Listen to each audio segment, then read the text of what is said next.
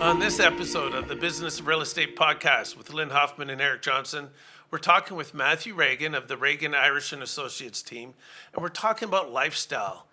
Can you do serious business in real estate, become very successful, but still have a life and not feel like you're going 24/7? Well, Matthew is here to say, yes, you can do that with his own unique story. So, Matthew, thank you for joining us. Thanks for having me.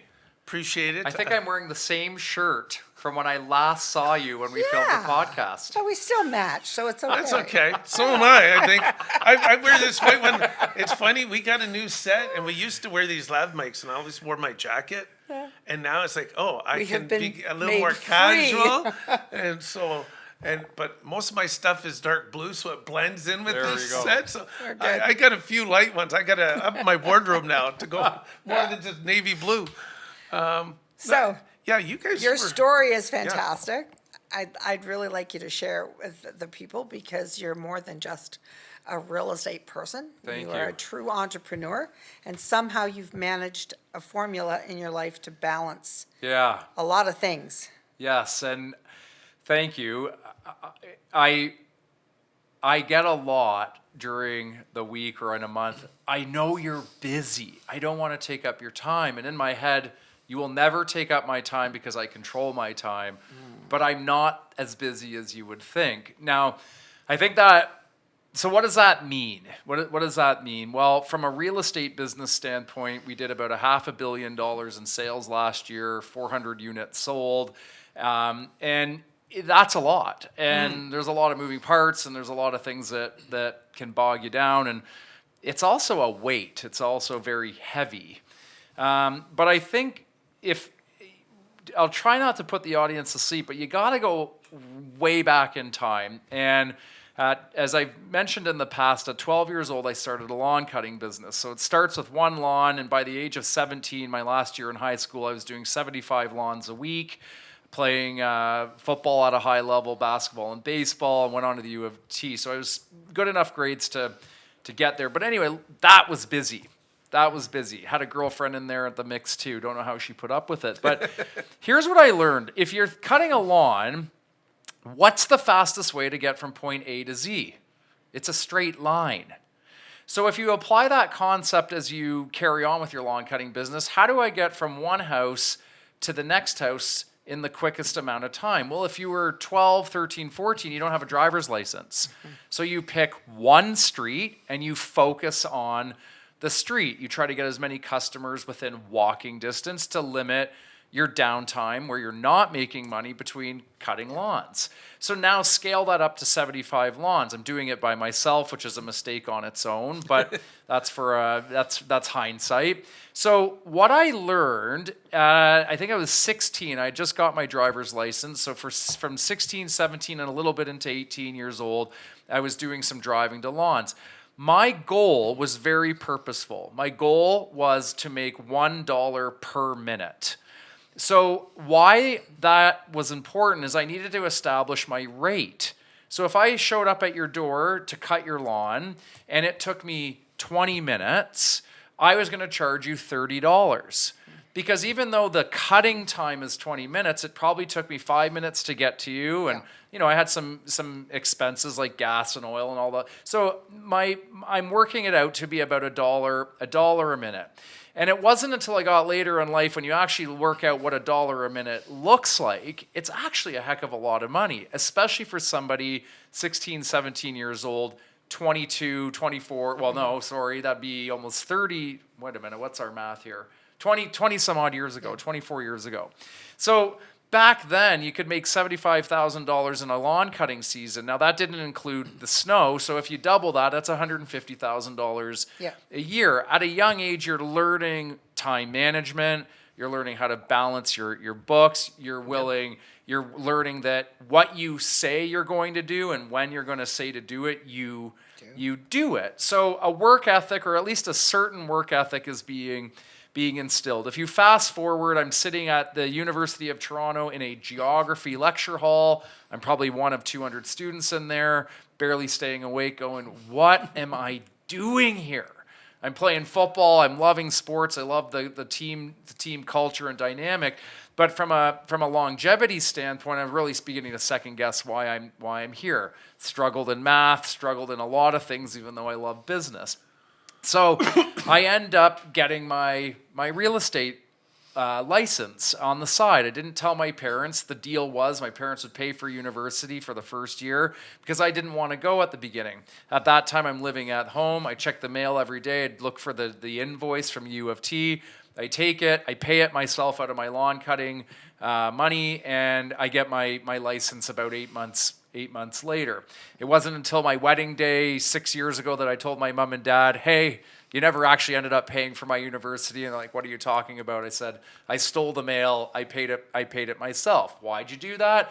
Well, I didn't live up to my end of the bargain. So there's these life lessons that it's just cutting lawns. No, it really isn't. So where am I going with this story?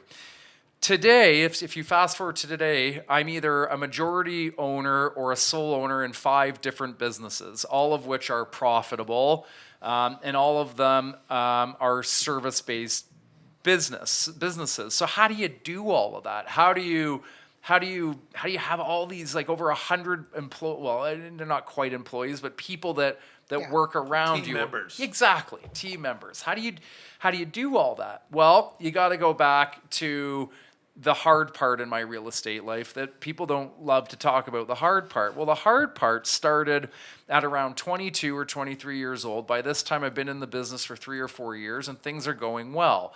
Going well defined by I'm making lots of money, I'm selling lots of houses. The hard part is as I got late into my 20s, burnout was becoming a thing. Now, I didn't know it was burnout at that point. I think when you're in it, it's hard to recognize it. But burnout came in the form of lots of money, lots of transactions, not enough hours in the day, horrible life balance, anxiety attacks, panic attacks. My family suffered for it, meaning my mom, dad, my sisters really kind of grew apart or distant, not apart, but distant. Had friends, but it was partying. It wasn't really deep friendships, which are, I think, integral to a good balance. So at the expense of balance in my life, and I would even say to a large degree happiness, this business was getting to me. It was becoming all-consuming. And at that point, we had just started a team, and I was slowly seeing it from a different lens, and I emphasize the word slowly. Anyway, at the age of 20, how old would I have been? At the age of 27, for 3 summers, I would go to Dubrovnik, Croatia. If you've ever been to the Adriatic coast, it's beautiful. You're young, you're single, you're chasing girls, you're getting sun, you're having just the greatest time of your life. At least that's what you think. And at 29, I was 29. It was the summer that I was 29 years old. I'd come home just in time for the August long weekend. Parents are renting a cottage like they've had for years. And I was always after my dad saying, why don't you buy a cottage? I'll maintain it. I don't want to do that. And my dad at the time was in real estate. This is when a fax machine would come down to the dock and blah, blah, blah. So, Matthew, land the plane. Where are you going with this? Well, at that point, I decided to buy a cottage. So that would have been September. By December 12th, early December, I'm moving into a cottage on Lake Muskoka. And my dad says to me, he goes, how are you going to do this? How are you going to have a real estate practice and have a cottage? You know what I said to him? I have no idea. I have absolutely no clue. So that's December. January 1st, a few weeks later, my mother gives me the book Good to Great by Jim Collins. Yeah. I'm sitting in my red chair at the cottage at my office. I'm not hungover in the slightest, but I've got 15 people down the hallway because at that point, this is where all your friends come and party.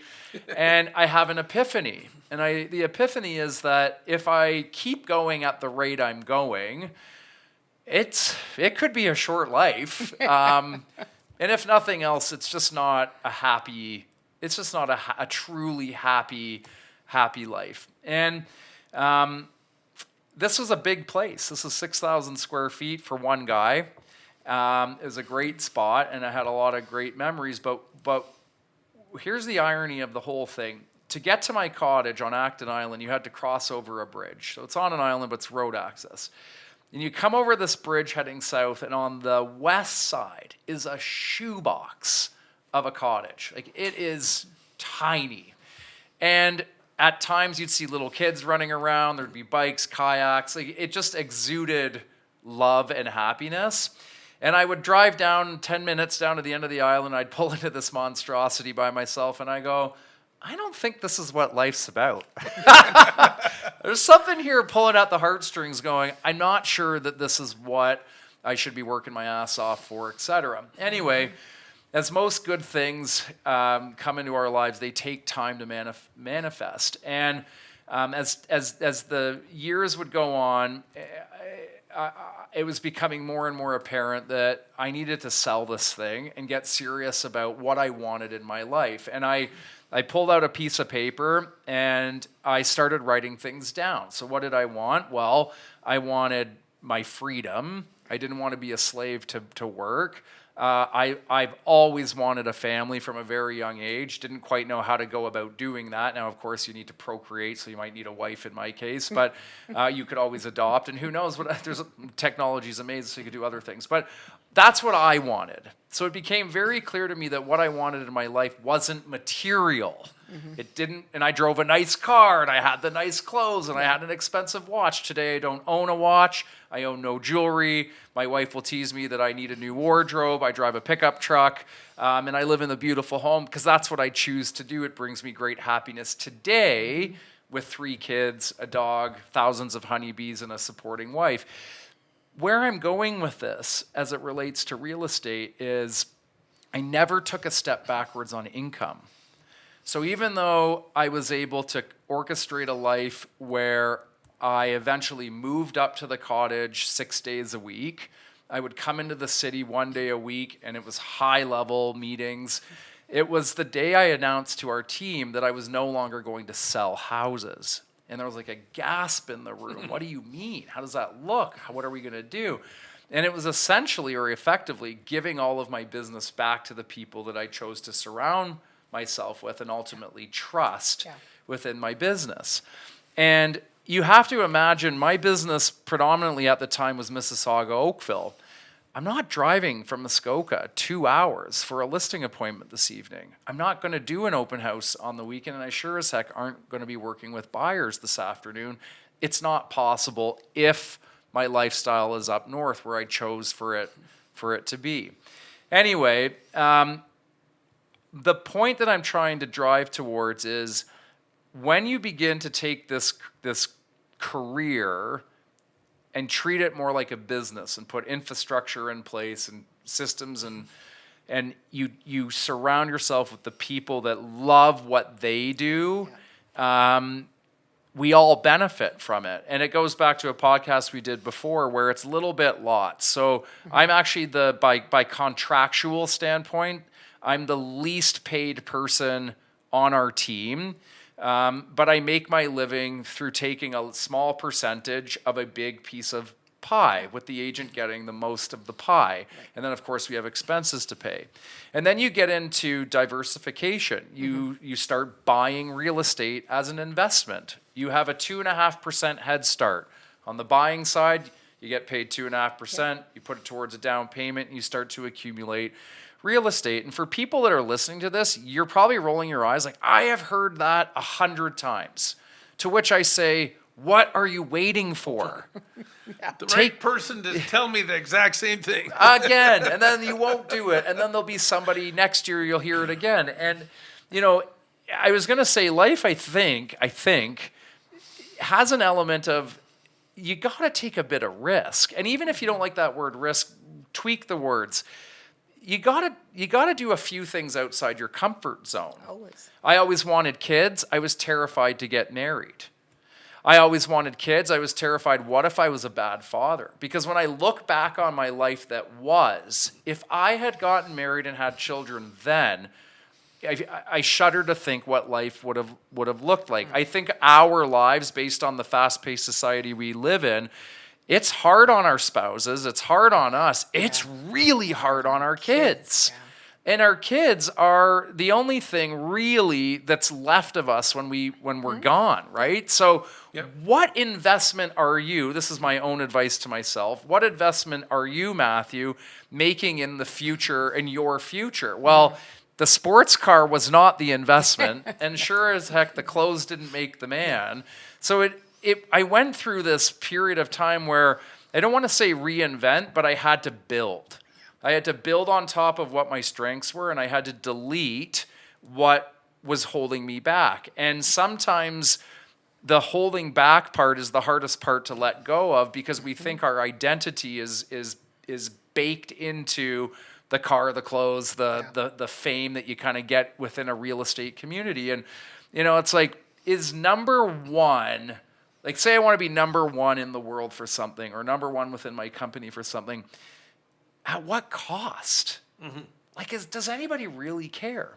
One of my mentors, he's a pastor from South Africa, Harold. Harold says to me at breakfast one morning, he goes, Matthew, there's 3 things on your tombstone. There's the year you were born, there's the year you die, and there's a hyphen in the middle. And you have to ask yourself, what does the hyphen stand for? What story will the hyphen tell if it could tell a story? And it sure as heck, at least, and I don't want it to ever be, he was the best realtor. Like, that just sounds so terrible, doesn't it? Or he had the most cars. Right, he had the best cars. Yeah. Like, No. it's not what it's about. So if I bring this full circle today, we have the most amazing group of people. We've brought 2 families or businesses together, and that has come with its own unique set of challenges. And you have to keep all of it in perspective. People are going to come and people are going to go. What you can do for the people that choose to hang their hat where we are is you can create the most amazing environment that allows them to live their best life. And I know that's a little corny and cliche, but if you're not if you're unhappy with something, change the effing thing. Change it. Yeah. It's on you. No one else is going to do it for you. It's listening to you. What popped into my head is I have a business foundations boot camp course that I do, and in it is the Robert Kiyosaki quadrant. Are you familiar with that? Because to me, it's like you start off as an employee because you're working for yourself, but you're in essence an employee of yourself. Then you become that business owner, and then you become an entrepreneur. But then there's the investor, and you've gotten to that point of the investor within that business where you're able to, much like Sir Richard Branson, that guy owns, hundreds of companies. And I've been listening to Dan Martell's Buy Back Your Time. Yes. And really good book about how to, get your time back. And he said, we go on this vacation, ski trip. Richard Branson is there talking and laughing with everybody. His buddy, who runs like $1 million business, is stressed out beyond belief. But Richard Branson got to that point of becoming that investor that I'm still in this business, but I don't need to be in it. Yeah. And you made the comment is working on your business, not in your business. So that's... And I think that's where That's a big one. the lifestyle, for those who want that lifestyle, is you got to get to that point where you're working on the businesses as an investor, as opposed to as an employee. I got to work in it. Yeah. Eric, I'm so glad you brought that up. You want to know how you know if you have a business? Do you want to know how you know if you have a business and you're not just a realtor? Go away for 2 months. Yeah. Go away for 2 months. I was 26, 27, and I went to Thailand for 6 weeks, and I went to Africa for 3 weeks, 7 weeks out of the country, back when Blackberries existed. And I came back, and guess what? My business was still going. Yeah. We were selling houses. In fact, I if I'm not mistaken, it was the most profitable year I've ever had. And that's how you know. Yeah. Because when the tide goes out, you see who's wearing swimming shorts. Yes, you do. And you have to kind of purposely try to sink your own ship or bring the tide out, or if you otherwise you just don't know. know. And I think, using to your point on the guy with the $1 million business, he or she's stressing out because they just don't know. Yeah. So there's a level of confidence in knowing that leads to less stress, less anxiety, less panic attacks in my case, where it's like, you know what? This thing's not perfect. It's far from it, but boy, it's sitting on a really good foundation.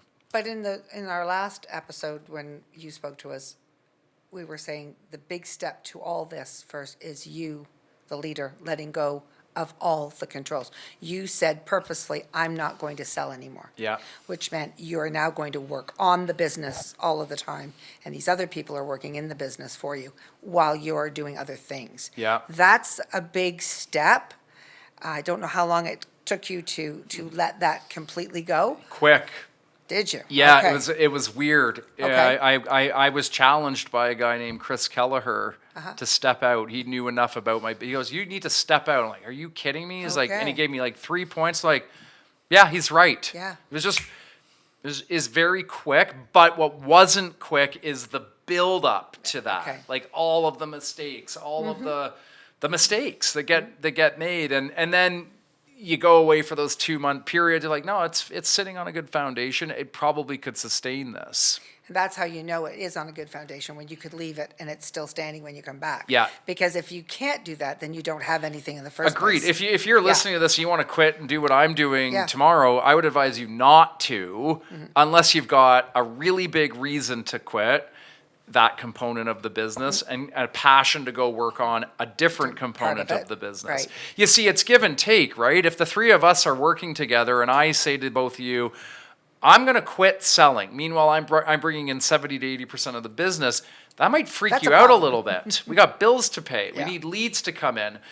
But if I come to you and go, but I'm going to backfill here, and this is how it's going to benefit you, all of a sudden you lessen your mood a little bit. You're a little more confident and at ease with the direction we're about to go in. The thing I hear the most from team leads, husband, wife, mother, daughter, teams, whatever, is that they're afraid to let go because they don't feel the other people can support. But they're suffering from anxiety and suffering from stress, and it's they can't trust. enjoy it.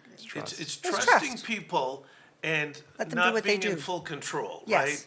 Yeah. It's the ability to say, you know, we talked about it last time, but we talk about a means to an end. You know, we hear that saying all the time, but it really is about the end result. Did that get done? Was it the way I would have done it? No, right? My wife and I go through this all the time. I'm about like, hey, there's a project, I want it done right. To me, I feel, even though I'm not, but I look at myself as a craftsman and I want to say I did my best work, where she just wants to get it done. In the end, did it get done? Yes. So sometimes you have to give up that control to say, did it get done? Was it done well? Yeah. So let's make sure it got done well. But I can step away, and they may have a different way, but Back to the bus metaphor. and I We all say get on to the bus. people, there is the camcorder effect, where what you do is you film yourself doing a project, and this is how I would like to see it done. This is how we know it's done well. And I check in on them, but then I have to trust them. And again, it's going back to what we said on the last time we got together, was the ability to have conversations and ask a lot of questions to make sure they are the right people. So if I've determined they are the right people and I have trust in them and I give them that trust and they see me trusting them, they'll want to do a good job. Yeah. If they think I don't trust them, they're going to be like, what the hell does it matter? He's going to take over it anyways or redo it. But as long as you can figure out a way to let go and let these people who do it probably better than you Yeah. Yeah. do it, Well, yeah, I yeah, can. so- It's hard to do. It is. I It's say hard. to It's- people, that's it's why not I'm so- complicated. But it's hard. Very Yeah, hard. I That's don't why want I'm to say trying it's bring this easy. out. I say it's not complicated. Yeah. But it is still difficult to do because human nature Yeah. says no. Yeah. And you have to allow people to fail. Yeah. That's the other thing too. When you're teaching Yes. these people around you to do the way you want them to do it and to do well at what they do, there's going to be some failure. Yeah. And you have to, it's like watching your kids ride a bike for the first time. You gotta If let you them take fall. them off the bike and you don't let them fall, they're never going to learn. Yeah. You got to watch them fall and then you got to help them back up and then go again. So it's really, it sounds simple what you did, but it's not simple. No, and it's interesting Yeah. listening to you. Like, if you knew know my partner Alex Irish, Alex and I do things differently, yet see things scarily similar. Yeah. And massive credit to someone like Alex on the trust side of this Yeah. equation, where here I am, the stranger that comes into her life. Nothing's really wrong with her business. Nothing's really wrong with mine. We can always make it better, and that's what we chose to do. But she put her trust in me to kind of go, I'm going to relinquish a lot of the reins here because I trust that you're going to do it because you're doing it. And subsequently, the same thing goes back to her, but it really does come down to the trust. And if you're a team leader, if a lead came in from a past client of yours and you cannot, I'll rephrase this. If you can't have an agent on your team sell your own mother's house, they shouldn't be on your team. If you can't trust that agent on your team to sell your own mother's house and do it well, they shouldn't be on your team. And that's a bit of a litmus test I use. Coming back to a couple things I wish I knew earlier about balance is, so before we went on air, I was joking with Lynn. I go, the only reason I'm sitting here is because Lynn had to ask me 4 times to come here. Number 1, I didn't respond. Number 2, I gave her some excuse. Number 3, I don't think I responded. And number 4 is when, okay, this is a person I'm willing to give my time to because she has persisted enough. So where I'm going with that is be careful who you give your time to. Yeah. Now, we've heard of things like speed to lead. I'm a big believer in that. If you're in business mode and the switch is on, get back to a lead yesterday because that person, just do it. But the other thing is your phone. So if you think of your phone and all the apps, I have an iPhone, so it probably got a dozen apps on the main screen. Eliminate the red dots. So if you're like me, you've got text message, messenger, email, probably WhatsApp's on there, and maybe you have 1 or 2 others. Delete the red dots. And what I mean by that is I dictate when I'm going to read an email. I don't let my phone dictate when I'm going to read an email. So you might be sitting there going, well, I'm just starting out. I need everything that I can get. And I go, that's great. So now what you need to do is you need to dictate to the client how and when to be communicated with. Right. So what I will say to them, let's pretend we've listed their house. You are not going to hear from me. In fact, if you do hear from me, it's not good unless we have an offer. And in between, we've got people that service them throughout the day-to-day. But I'm managing their expectations by saying, you are not going to hear from me very often. Now, if I've got somebody sitting back across the table from me that's a bit needy, I'm going to say a couple things. After 4 p.m., it's going to be really hard to get a hold of me. Why? 1, I might be dealing with an offer. Number 2, I might be dealing with my family. And number 3, I might be cutting my grass. And I throw a bit of humor in there because cutting grass and gardening is my escape. So you won't get me after 4 o'clock unless it's an emergency. The other thing is I don't work Sundays and I don't work Friday afternoon. So from noontime on Friday till Saturday morning, you won't get me unless it's an emergency, an offer, or we have a fire we got to put out. And the same thing goes through to Sunday. What am I doing? I'm managing the client's expectations. Right. I have a life. Upfront. Right away. Yes. Upfront. Yeah. And it's important that you tell the customer, like, I'm a dad, I'm a husband, and I have personal interests outside of business. Right. Now, you have to back that up with, I'm available when there is an emergency. Don't think I don't know what's going on. I have a morning meeting with my sales staff. I know everything that's going on with your home. You're not going to need to worry about that. But how many of you get emails at 1 a.m, or even more annoying, could even be like dinner hour or 9:30, where they just expect, like Eric and I were talking offline about the Amazon world we live in. Like, nope, I'm not Amazon. Real estate is not an Amazon industry, and you've really got to be able to dictate that. The other thing that I'll leave you with is saying no. It's so easy to say yes. saying no, where, hey, Matthew, can you come out and do the speaking engagement? We'll fly you out. We'll put you up in a hotel. So I've got it down to a bit of a science. So I'll go through a series of questions, which I'll email. It's just a pre-typed email. I want to know who's there. I want to know how many people are going to be in attendance. I want to know what your plan is to market this event. I want to know if it's worth my time, because my time is very valuable to me on my family side. So if I can answer the questions that this is going to better my family, I may see some transactions out of it, whatever your series of checklist questions are, then if it does not pass my test, it's no. And I'm going to tell you, the older and more maybe stubborn I get, 9 times out of 10, it's no. Yeah. I'm just not going to do it. And it's amazing how much time you get back. So when people say, boy, you own 5 businesses, you do all these things, you must be really busy. It's like, well, I'm productive, but I wouldn't consider myself busy. Yeah. Well, people confuse busy with activity with being profitable, and it's not. No. But you've learned to do this. And I would suspect that a lot of this has come from your own confidence and your own self-worth. You know what you're worth. A lot of people respond quickly and jump at every lead because they're not in a place of confidence. Yeah. But they can get there. They can. They can get there. I was going to say it's also the business mentality is when you look at the numbers. And so everybody talks about ROI, and you're talking my language. To me, it's ROT, return on time.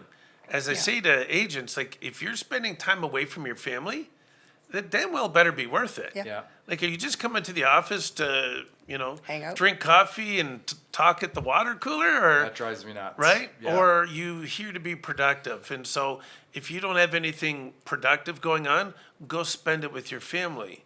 That's interesting. Like, if you think of a basic task in real estate, Saturday between 2 and 4.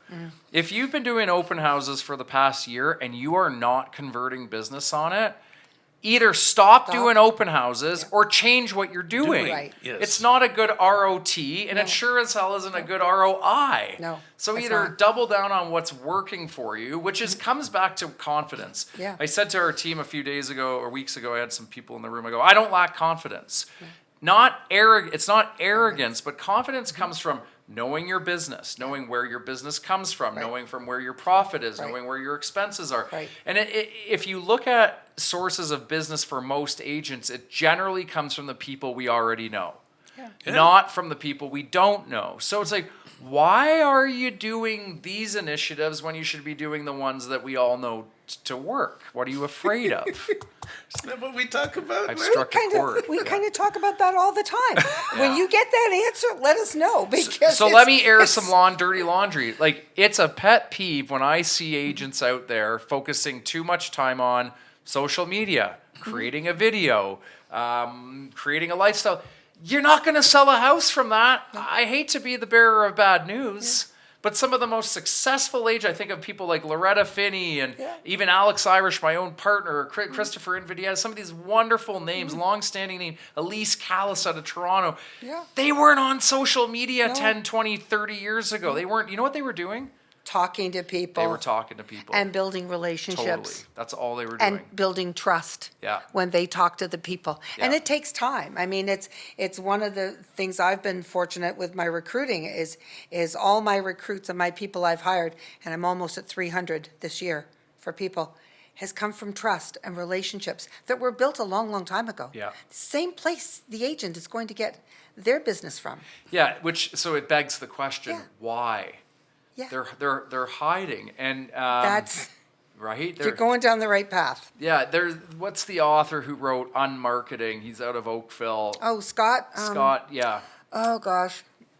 It'll know who come. you It'll mean. come Yeah, to us. Scott. Anyway, he With wrote the cat on the front of the book.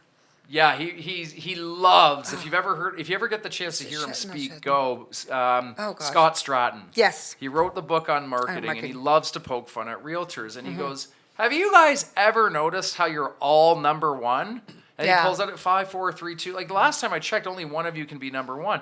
And he goes, "Have you ever noticed how you guys love your name in lights? Yes. Some of you even have your photo on a sign." yeah. I'm not like do what you want, but where he's going with this is agents love to hide behind marketing. if you can just figure out that that is not actually what drives sales, because your customer, the person that knows you, doesn't give a crap about your video, but they would love to hear from you on their birthday. Yeah. Or run into you at the hockey rink, or be invited to a client event. Remember your kids' names Or your kid's pets, name. And what there's a you like guy, to do. great agent, Sean Ziegelstein out of Vaughan area, and he goes, my database my sales comes from my database, and my database consists of people that I can ask, how is your dog doing? Yeah. If I don't know who their dog is, they don't make it into my database. And he's very militant about that because he understands ROT and ROI, and he knows that's where it comes from. He's also not easily lured by the shiny object. Could he go do billboards and bus shelters? Could he go and do sponsor school events and things like that? All of which I have no problem with, but you need to pick a lane. And you need to pick the lane, and it generally involves talking to people. That doesn't cost money. Nope. It does cost time. Yep. So you've got to be investment. disciplined. You got to be disciplined. You got to let your spouse, your partner know, hey, from these hours, I'm going to work. And I always relate it to a garbage man. I got a lot of respect for people in the garbage business. In fact, kind of Canada's wealthiest people made his money off of garbage collection. Yeah. What's a garbage person do in the morning? Well, they're probably up at 4:30, driving to work to get the truck ready, to get everything going, to get on the road and start doing their job. They don't see their wife and kids in the morning, et cetera, et cetera. There's a price to be paid. So you have to think of it like the garbage man. What lifestyle do I want? Do I want to be up? Or do I not want to be home? Do I want to be home? Do I want to be cutting the grass? That's what I love to do. Maybe you like golf. Maybe you want to go play golf. Just make sure that in the time that you are dedicating to work, you're being productive. Yeah. Don't be busy. So when here's a litmus test. Start asking your partner to ask you at the end of the day, honey, how was your day? So Lynn, if you were my partner, I'd come home, or you would come home, and I'd say, Lynn, how was your day? If you say anything like, I can't remember what I did today, today was a busy day, then I'm going to tell you right now, you're failing. You just can't even see it. But if you say, you know what, today was a failure. I only booked one CMA. My goal was 2. Yeah. That is a massive win. failure. No, it's a Right, massive if win you book the because 2. Yeah. because the CMA is a step towards a sale. Absolutely. Versus I don't know what I did today. I filmed a couple videos. I went for lunch with a bunch of my friends. I played golf 9 holes this evening. No. You need to book appointments. You need to make sure you're booking Yeah. either a listing appointment or a buyer appointment. Because a You need to do failure in something. real estate could be talking to 12 people today and booking no appointments. Right. But those 12 people, one of them could be out for dinner tonight with their friend who's thinking of selling, and they say, you should call Matthew because I'm top of mind now. That's right. That's right. So just be careful that what you're simple. doing with your time. Yeah, yeah. But the problem is most agents are busy, crazy all day, but nothing has actually happened. Yeah. But they feel like they've done something, but it's busy something. Busy something. That's why I like having people, and it's usually more people that are struggling with positive mindset, but I'll have them journal. So I used to, when I was coaching all different types of business owners, one of the things I do is have them journal every single day, wins and what I learned. Take 1 page in a book, all my wins and what I learned. Said, it's only a failure if you don't learn from it. So that was one thing. So that if I'd say, look, you said you wanted to make 20 calls, you only made 5. Okay, under the wins, I made 5 calls. Under what I learned, why didn't I make the 20? Let me learn from that, right? So it's just trying to figure that one out. The other thing is when we look at that failure is, I remember this story about a dad who would ask his kids every single day they come home from school, what you fail at? And he trained them to learn that failure was not a bad thing. In fact, if they came home and didn't fail at something, he was upset. Yeah. Because it meant they didn't try. Yeah. That's right. Well said. But, right, Yeah. so the goal here is that, we're talking about lifestyle, and for these agents, you got to be able to let go of certain things. So that means you are going to fail, Yeah. but you have to try, and you have to come up with a solution and figure out, how can I get somebody else to take this on? So now I've freed up my time. What am I going to spend that on? Yeah. Right? Ultimately, that's what it is. Can I have a life? Yeah. I've met agents, experienced agents that never worked weekends. We had a gentleman, number one in the world for Remax, number one in Canada 8 years in a row, individual agent, sold over 460 homes. Wow. Right? That guy works Monday to Thursday. He does listing he only works with listings. He'll do like his goal. I think he was at one of our events we hosted, and he said his goal was about 4 appointments a day. So that's 16 appointments Monday to Thursday, Friday, Saturday, Sunday. You know, like you said, hey, I'm with family, I'm with my friends, but if you message him, he'll respond very quickly. Yeah. But he's gotten it to the point where the guy's number one, but he's not working 7 days a week. He's working 4 days a week. He's got 4 admins that can take on a lot of stuff for him. And he has agents within the brokerage. There's about 4 that he will feed all the buyers to. They take care of the admin and everything else, and he gets 50%, but he doesn't spend time with the buyers. And because they're not on his team, he's also not responsible for them. And now, but I do know that he does do things for them to show the appreciation and everything.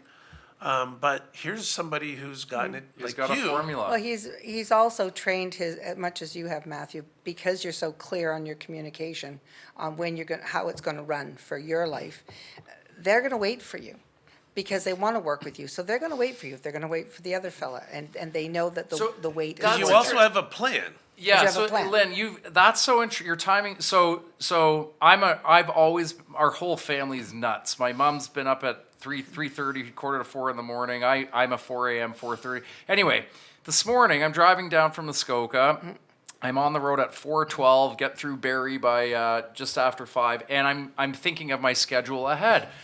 I have this unwritten rule that I'm going to be home for dinner. Now, you have to think about this. I don't live 20 minutes away. No. I live 2 hours away. And if I'm lucky, I miss traffic. So I've got my first appointment this morning was at 5:30, if you can believe it. When you know your clients really well, you know who you can go see real early. And they, by the way, they love that. The second appointment was at 8 a.m. And my third appointment is with you at 10. I then have a scheduled one. I had, past tense, I had a scheduled 3:30 and a scheduled 5. The 5 was booked on Saturday when the client asked if I could come over at 5. I just said yes because I thought I was going to be in the city tomorrow, meaning today's a Monday, tomorrow's Tuesday. Turns out I'm not in the city Tuesday. So what do? I start reworking the schedule. I call it front loading. I will move everything up as early as I can in the day, or for some of you that might be in the week or in the month, Right.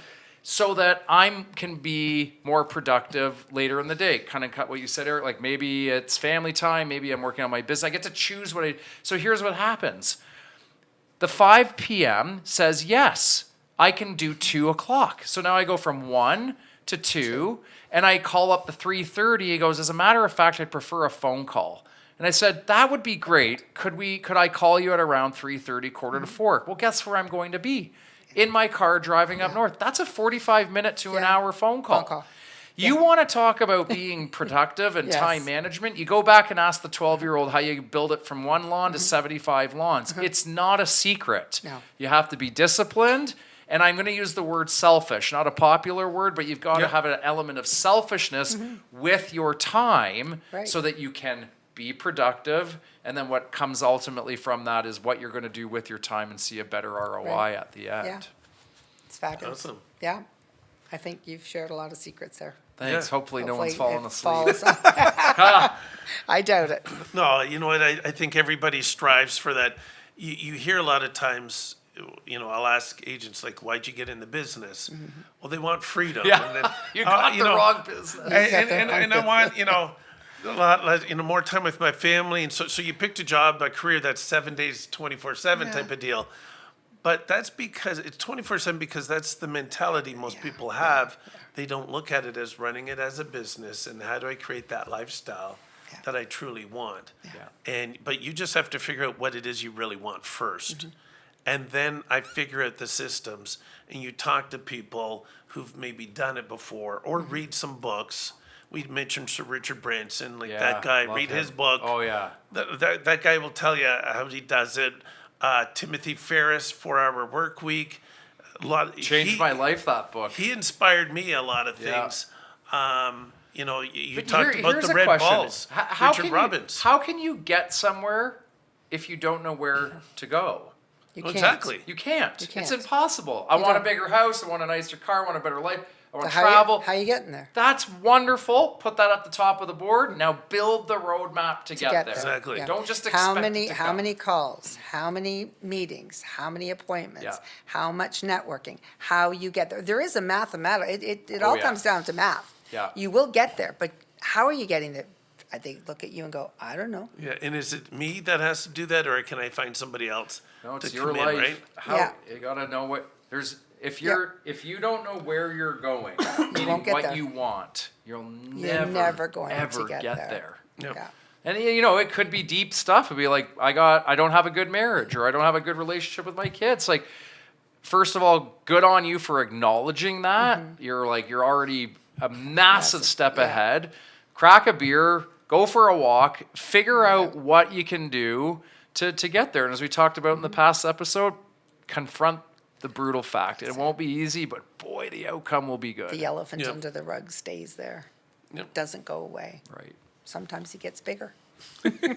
Thanks for having me. No, thank Thanks, you. Matthew. Thank you for being here. Really It's appreciate been it. fantastic. Really And appreciate thank it. all of you for joining us on this week's episode.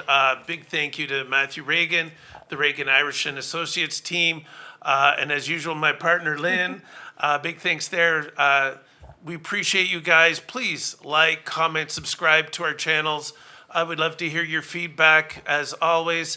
And lifestyle, you can have a lifestyle in real estate. You just have to think about it, get an idea of what you want, map it out, and then start working. And don't be afraid of making mistakes. Fail quickly, adjust, and get moving again. And that's how you're going to be able to create that lifestyle you truly desire.